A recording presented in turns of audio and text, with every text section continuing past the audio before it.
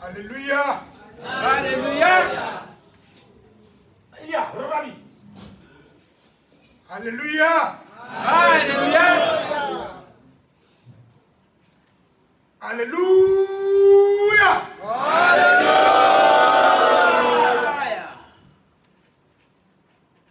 Que le nom de Dieu soit glorifié. Amen. Effectivement, nous devons rendre gloire à Dieu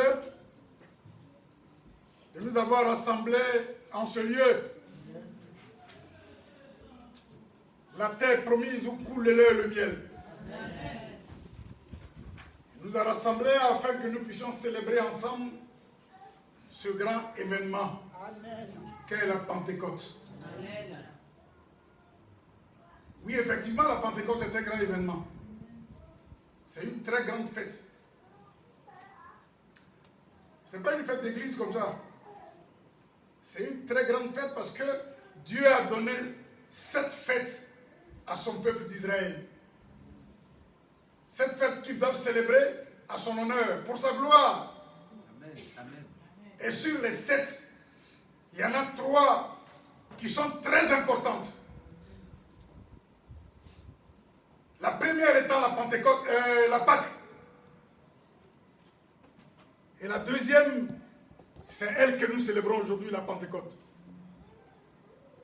La troisième, c'est la fête des tabernacles. Alléluia. Alléluia. Je viens de le dire, Dieu a donné ces fêtes-là à son peuple d'Israël. Mais nous, chrétiens, nous célébrons aussi ces fêtes-là. Sur les 3, nous célébrons 2. La Pâque et la Pentecôte. Donc, on peut se poser la question de savoir comment des fêtes qui ont été ordonnées à un peuple, le peuple juif, sont devenues des fêtes chrétiennes. Alléluia. Alléluia. De temps en temps, il faut se poser des questions et puis tenter de trouver des réponses. Ça nous avance dans notre vie de chrétien. Alléluia. Alléluia. Nous célébrons la Pentecôte. Mais aujourd'hui, jour de Pentecôte, il y a 3 Pentecôtes qui ont lieu. Alléluia. Alléluia. 3 Pentecôtes. Mais pour cette Pentecôte-là, on assiste à 3 événements. La Pentecôte elle-même, la venue et la manifestation du Saint-Esprit et la naissance de l'Église. 3 événements en un. Alléluia. Alléluia. Ça montre l'importance de ce jour. La grandeur de ce jour.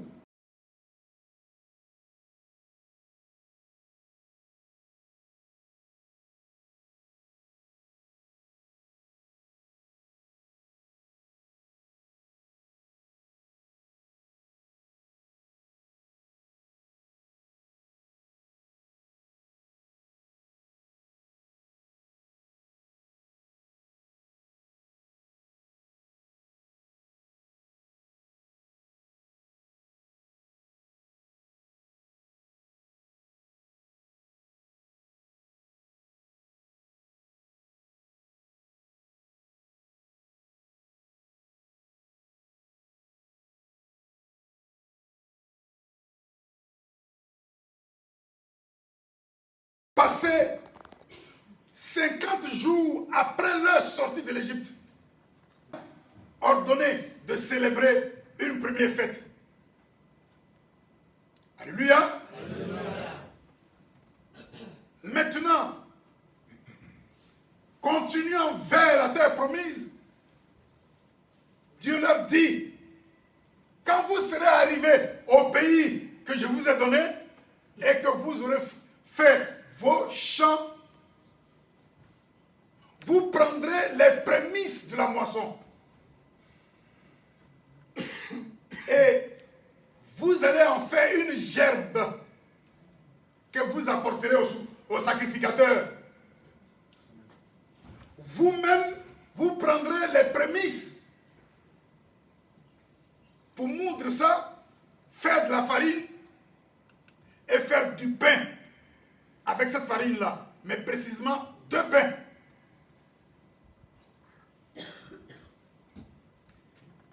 Quand vous l'aurez fait, vous viendrez devant ma face le jour de sabbat. Mais le lendemain de ce jour de sabbat, c'est-à-dire le premier jour de la semaine, qui est dimanche, vous reviendrez. Et le peuple s'arrêtera devant le temple. Mais le sacrificateur entrera avec la gerbe et les 2 pains. Et il s'arrêtera à l'entrée du lieu saint. Et là, il prendra d'abord la gerbe qu'il va présenter à l'autel. Ensuite, il va balancer la gerbe d'un côté à l'autre. Et il dépose. Il prend les 2 pains, un pain dans chaque main. Il présente et ensuite il balance. Après, il dépose. Et c'est après cette cérémonie-là qu'il va rejoindre le peuple dehors.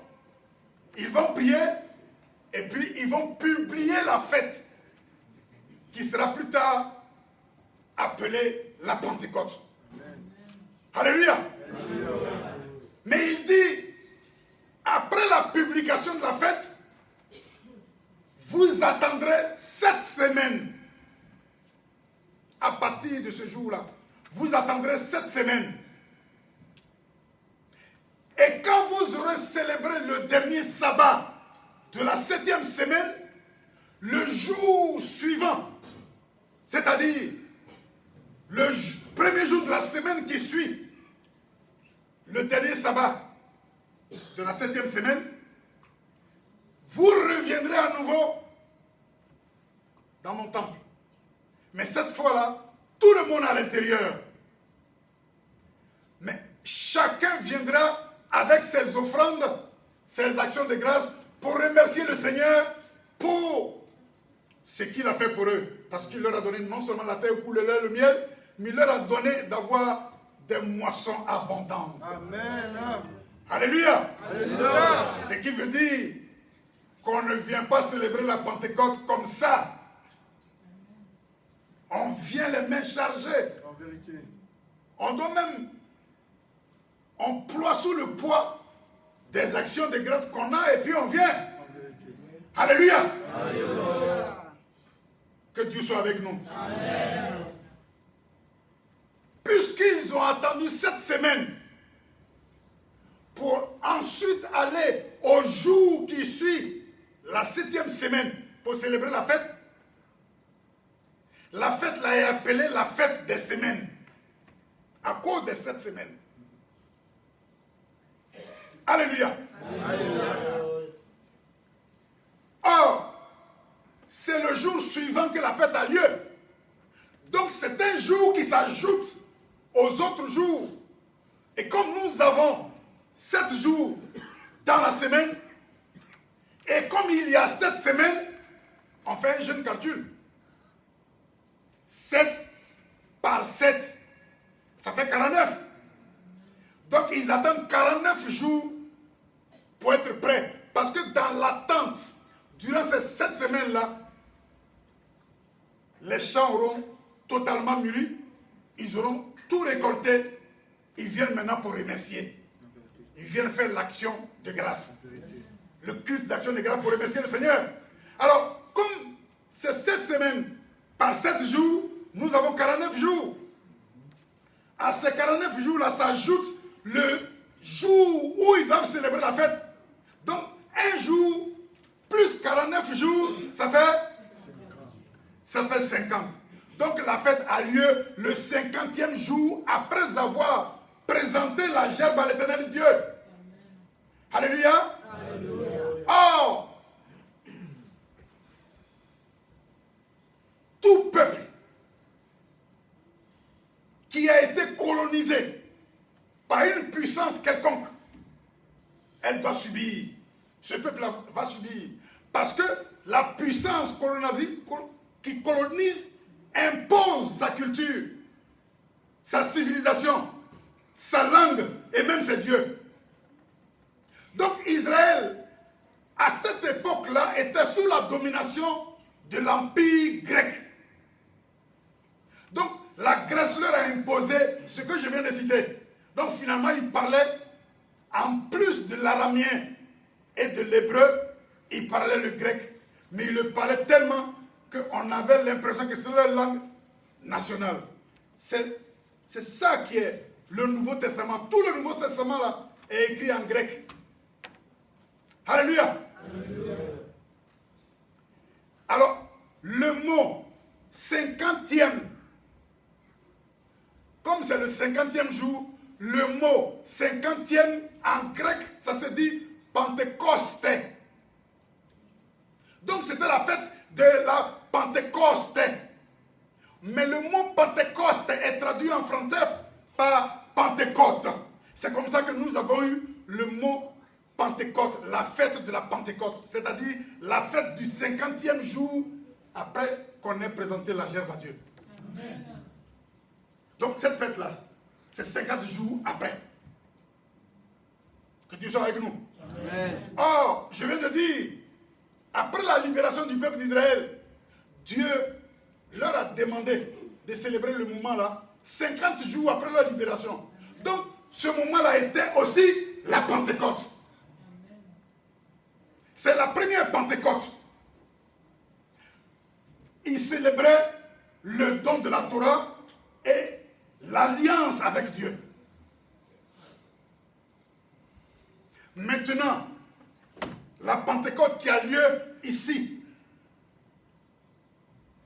c'est une fête agricole, à l'issue de laquelle on doit célébrer l'événement. Mais comment une fête agricole peut devenir une fête chrétienne? Alléluia. Alléluia. Que Dieu soit avec nous. Amen.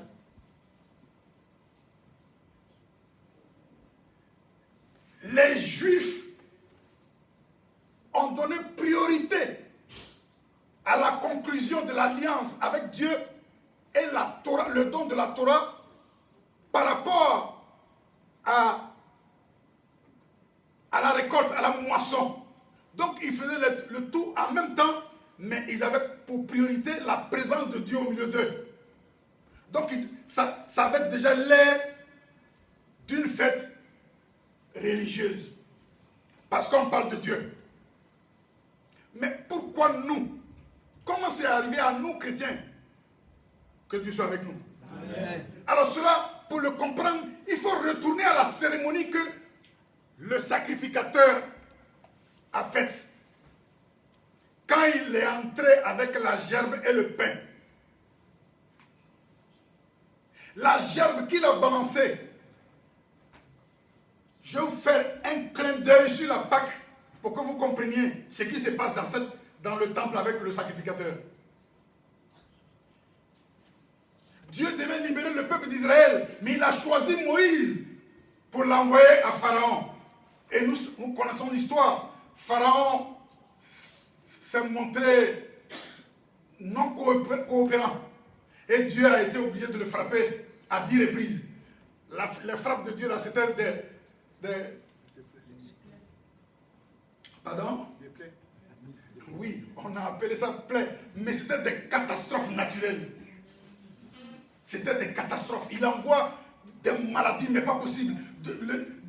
Des inondations, mais c'était des catastrophes que personne ne pouvait maîtriser. Et comme ça faisait mal, on a appelé ça plaie. Alléluia. Alléluia. Mais,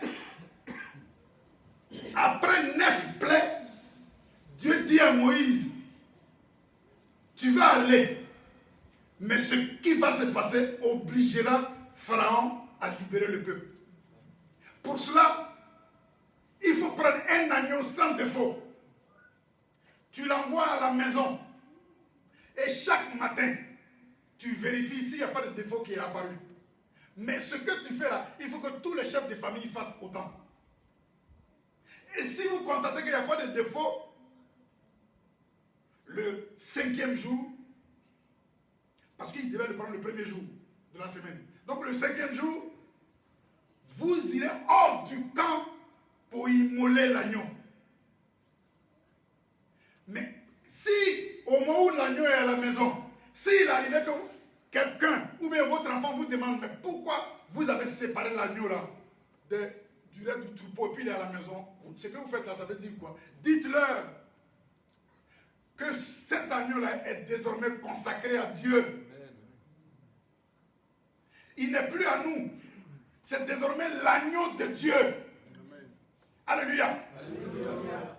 Donc, vous irez l'immoler hors du camp. Mais vous ferez cette cérémonie-là entre les 2 soirs. Or, l'expression juive entre les 2 soirs en français, c'est 15 heures. Donc c'est à 15 heures que la cérémonie doit avoir lieu. Et vous viendrez avec le sang pour badigeonner les linteaux des portes de vos maisons. Parce que moi, Dieu, je vais envoyer l'exterminateur, l'ange de la mort. Et quand il viendra et il verra le sang sur vos portes, il passera par-dessus pour aller frapper les premiers-nés des Égyptiens. Alléluia. C'est cette cérémonie-là que Moïse a faite. Mais quand il faisait la cérémonie, ce n'était pas Moïse qui était là. Parce que c'est lui que Dieu a choisi avant les temps. Il s'appelle Jésus. Le seul habilité à exécuter toutes les grandes cérémonies de l'Éternel Dieu. C'est pourquoi tout ce que l'Ancien Testament nous dit, c'est Jésus qui est l'auteur. Donc, Moïse était là, mais en réalité, il n'était que l'image de Jésus-Christ. Or, il était sacrificateur, mais Jésus est au-dessus de lui. Il est le souverain sacrificateur. Donc c'est lui qui est habilité à faire la cérémonie qui va libérer le peuple qui a vécu ici pendant 4 siècles. Alléluia. Alléluia. Donc, pendant que Moïse est là, avec l'agneau sur l'autel pour le sacrifier, en réalité, c'est le souverain sacrificateur qui est là. Mais l'agneau est appelé l'agneau de Dieu. Donc l'agneau là, ce n'est pas un agneau ordinaire. La Bible nous dit que l'agneau de Dieu, c'est Jésus-Christ. Donc nous avons celui qui va sacrifier Jésus et celui qu'on va sacrifier Jésus. Donc Jésus va sacrifier Jésus. En un mot, Jésus va se sacrifier pour la libération du peuple de Dieu. Amen. Que Dieu soit avec nous. Amen. Et c'est cette cérémonie qui a libéré le peuple d'Israël. Maintenant, on retourne dans le temple. Parce que j'avais fait un clin d'œil ici pour qu'on comprenne ce qui se passe là-bas. Le sacrificateur qui arrive là avec la gerbe et le pain, Moïse est plus grand que lui. Or, Moïse n'est que l'image du plus grand. Donc c'est le plus grand là qui est là, Jésus. Alléluia. Alléluia. La gerbe qu'il prend pour présenter et balancer, c'est le fruit de ce qu'on avait semé qui est sorti de terre. Et ce sont les premiers épis qui ont mûri. Jésus est le premier-né. Et Jésus est le premier ressuscité d'entre les morts. Et Jésus est le premier qui se présente devant le trône de Dieu. Parmi tous ceux qui sont morts, Jésus est le premier en tout. Donc la gerbe est comme l'agneau qui n'était pas un agneau ordinaire, mais qui était l'agneau de Dieu. La gerbe, ce n'est pas une gerbe ordinaire, c'est Jésus-Christ. Donc Jésus présente Jésus. Ça veut dire que Jésus est devant son Père. Mais à quel moment? Dieu soit avec nous. Amen. La Bible dit, le premier jour de la semaine, après la crucifixion, les femmes sont allées voir la tombe pour embaumer le corps. Mais ils ont trouvé que la porte était, comment on appelle, la pierre était enlevée. Et Jésus était là. Alors, il y a une là qui l'a vu et qui veut l'approcher et dit, ne me touche pas parce que je ne suis pas encore monté au Père. Ça veut dire, Jésus préparait l'ascension. L'ascension a eu lieu. L'ascension veut dire la montée. Il est monté pour aller voir le Père. Parce que c'est quelqu'un qui a été envoyé sur terre en mission. La mission terminée, il doit aller rendre compte. Or, quand la mission tirait à sa fin, il a pris le soin d'appeler celui qui l'a envoyé pour lui faire le compte rendu. Alléluia. C'est un peu comme les journalistes de guerre. Quand ils vont là-bas, ils rendent compte de chaque événement. Jésus va rendre compte avant même qu'il ne monte.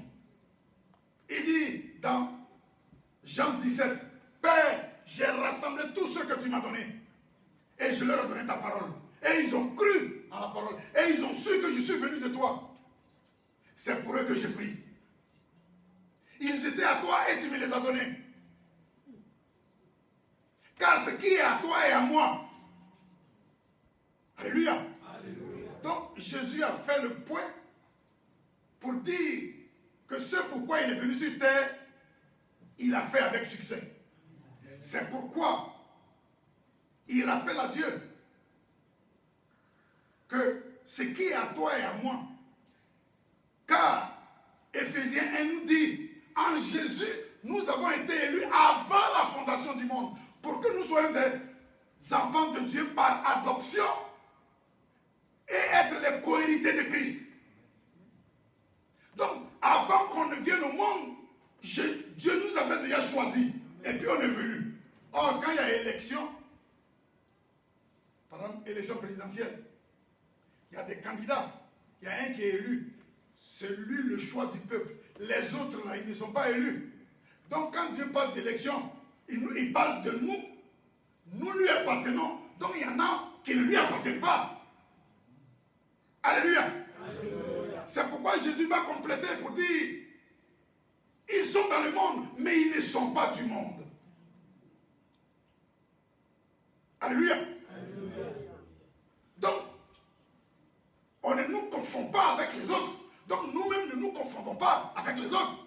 C'est pour ça qu'il dit, sortez du milieu d'eux. Séparez-vous et ne touchez à rien d'impur. On doit se séparer des gens qui ne sont pas de Dieu. Pas qu'on doit couper igname avec eux. Pas qu'on va faire par là. Non, mais on ne doit pas faire ce qu'ils font. Amen. Qui ne plaît pas à Dieu. Mais on doit faire ce qui plaît à Dieu. Voilà la séparation. Amen. Alléluia. Alléluia. Dieu soit avec nous. Amen.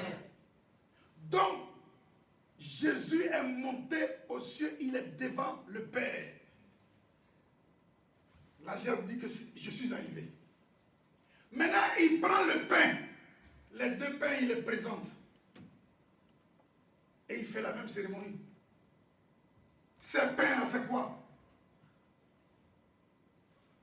C'est tirer de la farine des produits, de la semence qui a mûri, la moisson. Et c'est les gens qui ont fait pour apporter.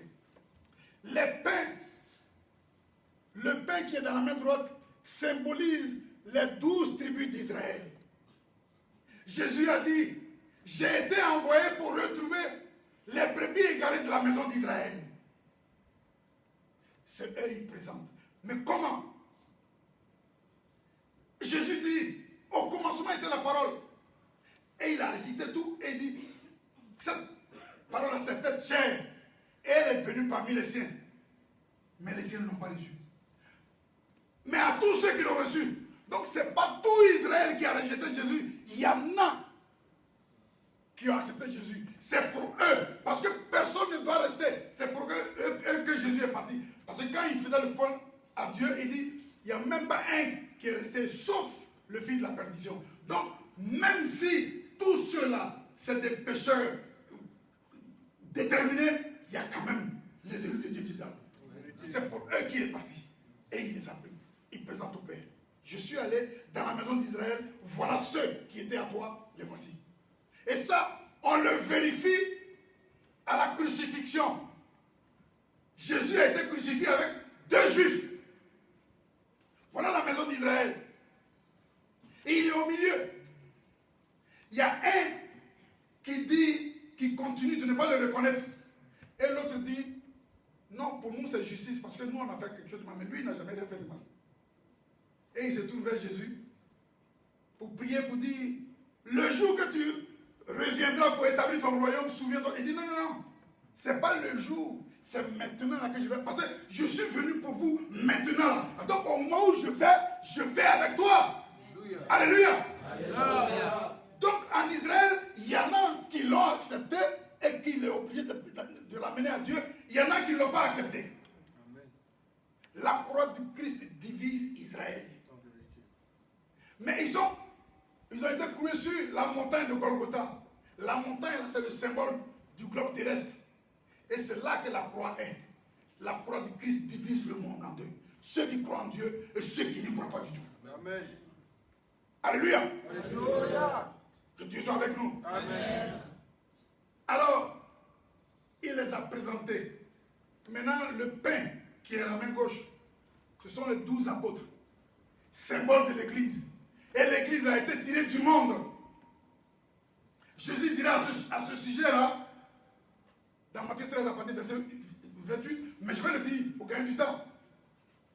Il parle du semeur, le semeur. Et il fait sa parabole. Les gens lui demandent après, on n'a rien compris. Il dit, le champ, c'est le monde. Le semeur, c'est le fils de l'homme, c'est-à-dire moi-même. La bonne semence, ce sont les fils du royaume, c'est-à-dire ceux qui ont été élus avant la fondation du monde qu'il est venu chercher. Et l'ivraie, c'est l'autre là. Lui là. Voilà comment il explique la situation. Et il dit, la moisson, elle aura lieu à la fin du monde. Mais les anges viendront pour moissonner. C'est l'image de cette grande moisson, cette grande fête qui va avoir lieu au ciel. Quand la moisson va avoir lieu là, c'est cette image-là qu'on fait le jour de la Pentecôte. La Pentecôte est une fête de moisson, mais elle est symbolique. Dieu a ordonné ça parce que Dieu parle tantôt d'une manière, tantôt d'une autre. Et il nous parle à travers sa parole, il nous parle à travers ses prophètes, il nous parle à travers des images, il nous parle à travers des événements tels que la fête de Pentecôte. Le message que la Pentecôte véhicule, c'est que tous ceux qui ont été élus à la fin du monde, comme Jésus est venu donner sa vie pour eux, ils seront moissonnés. Et comme on dit, quand une seule âme est sauvée, c'est la fête au ciel. Alors, quand toute la moisson sera finie, c'est une très grande fête. Est-ce que vous serez là à cette grande fête-là? Est-ce que vous serez là à cette grande fête-là? Donc, chaque fois que vous célébrez la Pentecôte, il faut que votre idée soit sur ça. C'est le message que Dieu envoie à travers la fête de Pentecôte. C'est pas pour qu'on vienne manger. On mange, on mange, on mange. Parce qu'on a mis l'accent sur, quand c'est la Pentecôte, c'est l'esprit. Et donc il faut gêner. Et puis, quand on fait le culte de la fête de Pentecôte, et puis il n'y a pas eu trop d'agitation, on dit non, la fête n'a pas été belle. Parce qu'il faut que l'esprit, puis on entend l'esprit. Non. La venue du Saint-Esprit, c'est toute une autre histoire. Alléluia. Alléluia. Ce sont les Écritures qui nous le disent. Parce qu'on dit ce jour-là, on a entendu du bruit, un grand vent, et puis des langues de feu. Les gens ont été au loin du Saint-Esprit, ils ont commencé à parler en langue. Donc il y partout.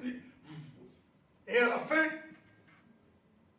quand on pose la question, on dit, la Pentecôte, c'est le jour de la venue du Saint-Esprit.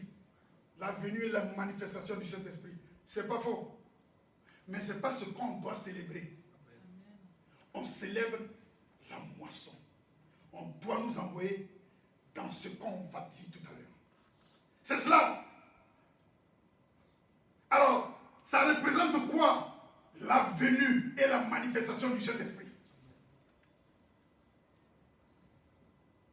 Je vous ai déjà dit que l'Ancien Testament annonce et ça introduit le Nouveau Testament.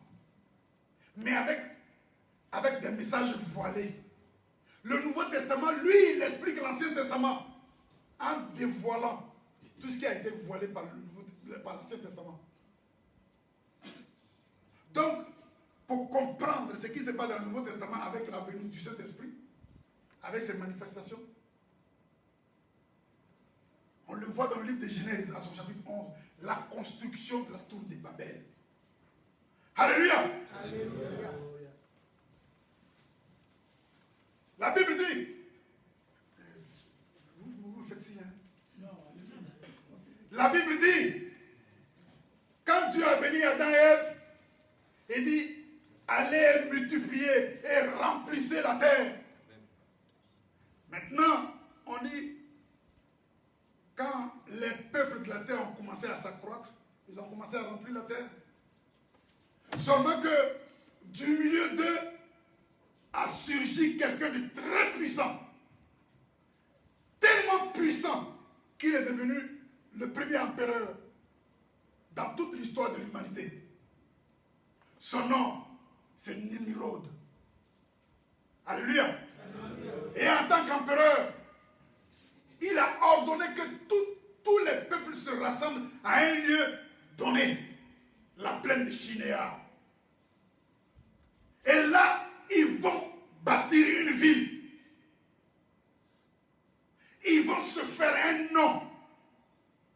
Et dans cette ville-là, ils vont construire une tour dont le sommet va toucher le ciel. Alléluia. Alléluia. Ça veut dire quoi cette histoire? Parce que aujourd'hui, malgré notre technologie, malgré tous les moyens qui sont à notre disposition pour construire, si on regarde par exemple la Chine, mais la Chine, c'est une machine de construction. Malgré tous les moyens qu'ils ont, aucun peuple, aucune entreprise, aucun entrepreneur ne peut prétendre bâtir un immeuble dont le sommet va toucher le ciel. Même si on voit des grands immeubles en Arabie Saoudite. Aucun. Même nos fusées ne peuvent pas monter jusqu'à toucher le ciel. Aujourd'hui, là. Alors qu'en est-il de quelqu'un autrefois, il disposait de quels moyens? La Bible dit même, comme il n'avait pas de pierre et comme il n'avait pas de ciment, ça veut dire qu'il y avait des choses essentielles qui leur manquaient. Donc il se basait sur quoi pour construire jusqu'à toucher le ciel? Ça veut dire que ce n'était pas un bâtiment. C'est un code, c'est une image. La tour de Babel n'est pas un bâtiment. Mais c'est quoi? Avant d'arriver à la construction de la tour, parlons de celui qui veut ça, Nimrod. Son nom veut dire grand chasseur devant l'Éternel. Mais pourquoi il s'est dit, il s'appelle grand chasseur devant l'Éternel? Il dit, il est puissant. Il est aussi puissant que Dieu. Le symbole de l'orgueil. Il veut être comme Dieu. Adam et Ève voulaient être comme Dieu. L'orgueil leur est monté. Ils ont chuté. Nimrod, il se compare à Dieu. Alléluia. Alléluia. Ça, c'est le premier point. Il veut bâtir une ville. Quelqu'un qui bâtit même une maison, il est fier de ça. Il est orgueilleux, il voit, il présente à tout le monde. À bien plus forte raison, une ville entière occupée par tous les peuples du moment. C'est le symbole de son orgueil. Il veut étaler son pouvoir, sa capacité. Donc, il se voit Dieu. Et il ajoute, faisons-nous un nom. Quelqu'un qui veut se faire un nom, c'est qu'il est habité par l'esprit d'orgueil même. Alléluia. Alléluia. Et c'est ça qu'il veut exprimer maintenant. Il dit une tour. Or, comme nous avons dit que ce n'est pas un bâtiment, Nimrod voyant ce qui se passe, dans son subconscient, il a compris que les hommes ont perdu contact, la connexion avec Dieu, avec une divinité. Donc il faut retrouver ce contact-là pour reprendre les liens avec cette divinité ou bien ce Dieu-là. Or, quand on cherche Dieu, il faut adorer, il faut prier. Donc, il invite tout le monde à l'adoration. Or, quand on prie et puis on adore, on s'élève spirituellement, ou bien on élève nos prières vers là-haut, parce qu'il sait que n'importe qui, même s'il croit en Dieu, il ne croit pas en Dieu, dès l'instant qu'on veut parler de Dieu, on regarde en haut. Vous voyez, c'est là-bas que Dieu se trouve. Voilà. Donc, il faut élever nos voix jusqu'à ce que nos voix pénètrent le ciel. Parce que celui que nous avons perdu là, c'est là-bas il est. Donc, c'est cette élévation-là qui est, il faut que ça touche le ciel. Alléluia. Alléluia.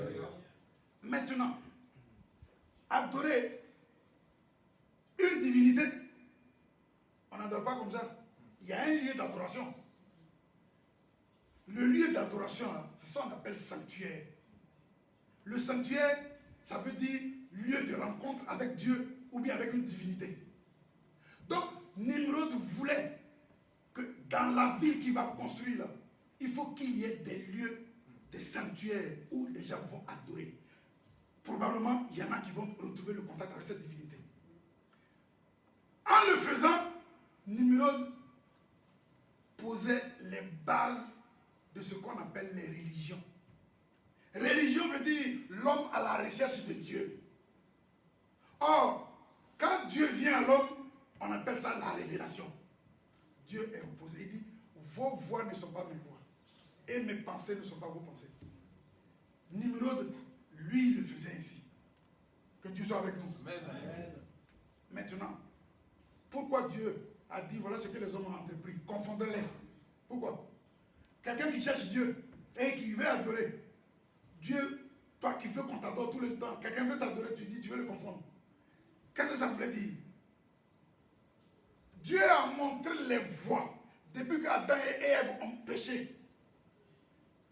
Quand il est venu, ils ont dit, on est caché parce qu'on est nus. Qui vous a dit que vous êtes nus? Bon. La Bible dit, il a tué un animal, et il a pris la peau pour le couvrir. Ça veut dire, il a sacrifié un animal.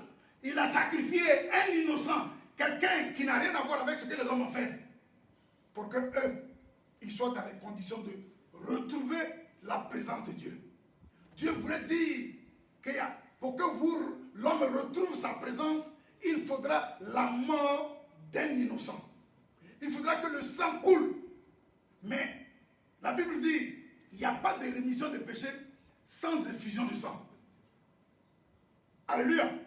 Donc Dieu a versé le premier sang. Et il leur dit, lors du jugement, le tout premier jugement que Dieu a provoqué, il les a appelés en jugement. Il a sanctionné l'homme. Il a sanctionné la femme. Arrivé sur le diable, il a dit, puisque tu as séduit la femme, elle aura une postérité qui va t'écraser la tête. C'est-à-dire qui va détruire ta puissance. Dieu était en train de dire que le fils de la femme sera sacrifié pour que les hommes retrouvent ma face. Amen. Jésus a été annoncé comme le sacrifice qu'il faut pour que l'homme retrouve. Mais Nimrod, lui, dit non, moi je n'attends pas tout ça. De mes propres moyens, je vais entrer au ciel. C'est le cas de tous ceux qui ne suivent pas la voie de Dieu et qui font ce qu'ils veulent. Et ils veulent absolument être exaucés. Mais Dieu t'a montré la voie. Mais toi, tu prends ta voie à toi et tu t'attends à un exaucement. Il dit, marchez selon l'esprit et non la chair selon la chair. Parce que l'esprit a des désirs qui sont contraires à ceux de la chair en a des contraires. Mais il ajoute, ils sont diamétralement opposés. Donc, si ta voix est opposée à la voix de Dieu, tu ne peux pas espérer un exaucement. Alléluia. Alléluia. Que Dieu soit avec nous. Amen. Alors, Dieu dit, confondez-les. La confusion qu'il a amenée, il a amené les langues.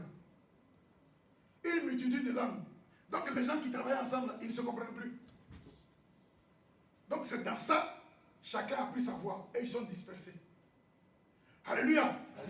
Le jour de la Pentecôte, il est dit que quand l'Esprit est descendu, des gens sont venus de partout. On a cité d'où ils sont venus. Chacun vient à sa langue. Mais quand ils entendent les apôtres prophétiser dans des langues qui ne sont pas leur langue, eux ils comprennent dans leur langue maternelle. Dieu avait confondu Nimrod. Jésus, qui est le réparateur de toutes les brèches, ce qui a été causé et ça a provoqué la confusion, Jésus vient réparer ça à travers l'Esprit qu'il a promis d'envoyer. Alléluia. Il répare ça. Parce qu'il nous a dit, il vaut mieux pour vous que je m'en aille vers le Père pour vous envoyer l'Esprit consolateur. Parce que si je ne m'en vais pas, il ne viendra pas. Or, quand Jésus est allé devant, c'est l'Église qui l'a présenté. Donc, ce qu'il avait promis, il faut que Dieu donne ça à l'Église. C'est ça qui est venu ce jour-là. On appelle ça le don de l'Esprit. Alléluia. La confusion de Nimrod, il a bâti une ville. Dieu avait déjà bâti sa ville, Jérusalem, la ville sainte. C'est là que les gens vont se retrouver. Que Dieu soit avec nous. Amen. Mais Nimrod voulait construire des sanctuaires à la recherche de Dieu. C'est Dieu lui-même qui vient. Qu'on ne le cherche pas, il vient. Donc il se révèle. Voilà la confusion. Donc le jour de la Pentecôte, c'est un jour où Jésus nous remet à jour à travers le Saint-Esprit. Amen. Mais on dit que c'est ce jour-là que l'Église est née.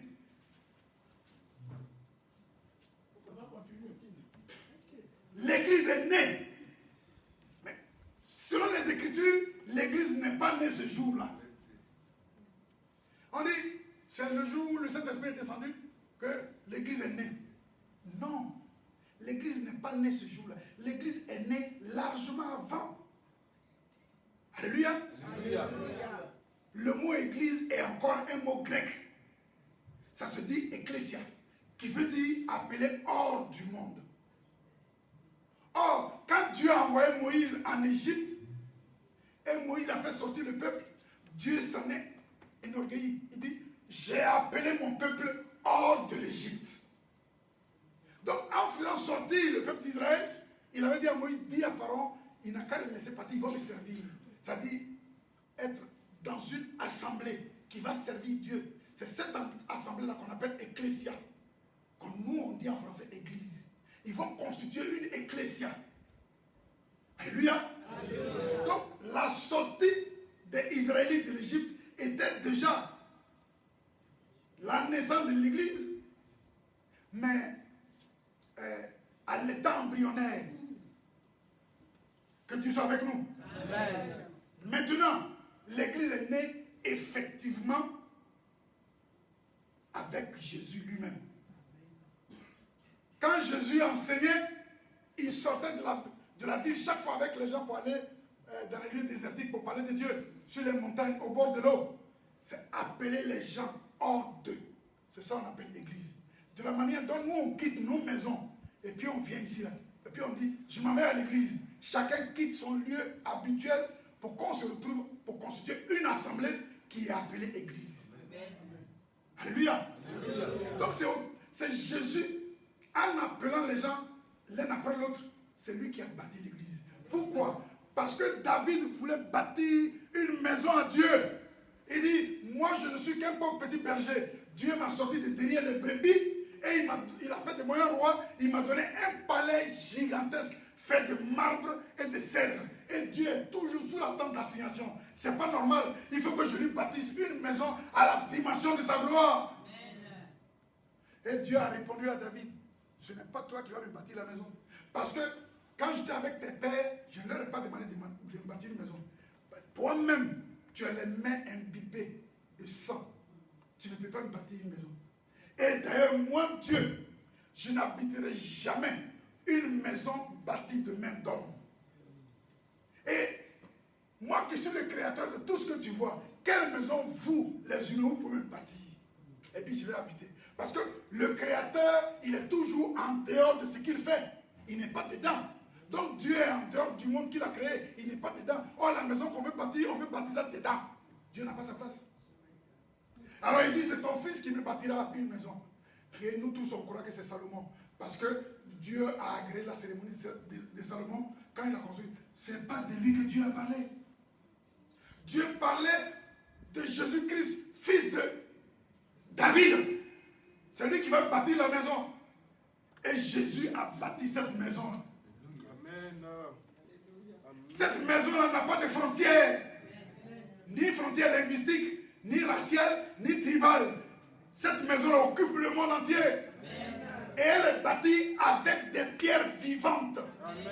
Pierre dit, nous sommes les pierres vivantes pour bâtir la maison spirituelle de Dieu. Alléluia. Alléluia. Donc la venue du Saint-Esprit, ce n'est pas la naissance de l'Église. Mais c'est quoi? Alléluia. Alléluia. Dieu nous répond à travers une histoire. L'histoire des fiançailles du fils d'Abraham. Abraham appelle son serviteur le plus ancien, c'est-à-dire l'intendant, celui qui gère ses biens. Et il lui dit, va au pays de mes pères pour trouver une fiancée à mon fils. L'intendant se prépare, il veut prendre la route. Abraham l'appelle, dit, il lui donne des bijoux en or. Il dit, la fille que tu auras trouvée, tu lui donneras ça et tu lui diras que ce sont les dons de son fiancé. Alléluia. L'intendant s'en va et il se pose la question, mais comment je vais trouver une fille qui va satisfaire et mon petit maître et mon grand maître? Comment? Dieu, il faut m'aider. Mais le signe par lequel je vais savoir que c'est la fille que tu as choisie, quand je vais arriver dans la ville là, il faudrait que celle que tu auras choisie me donne à boire à moi et à mes chameaux. Donc il entre dans la ville, il voit un puits là-bas, il y a beaucoup de filles autour. Ça arrive. Donc il approche et il y a une qui se détache. Il dit, serviteur, il dit, oh étranger, tu dois être fatigué. Tiens, à boire, et puis voilà l'eau pour tes bêtes. Il dit, Dieu, tu as exaucé ma prière. Donc il la suit. Et la fille qu'il suivait, elle s'appelle Rebecca. Donc il entre chez elle et il explique sa raison. Les raisons de sa présence là-bas. Les parents n'ont pas posé de résistance. Rebecca non plus. Donc ils ont fait les cérémonies d'usage. Et il prend maintenant tous les bijoux. Il donne à Rebecca. Voilà les dons de ton fiancé. Le jour venu, il va partir avec elle. Elle prend ses serviteurs et ses servantes, suivant l'intendant, ils s'en vont. Ces chemins faisant, il voit beaucoup de poussière. Et il y a du monde qui arrive. Et au fur et à mesure qu'ils approchent, c'est là qu'il reconnaît que c'est Isaac, son petit maître.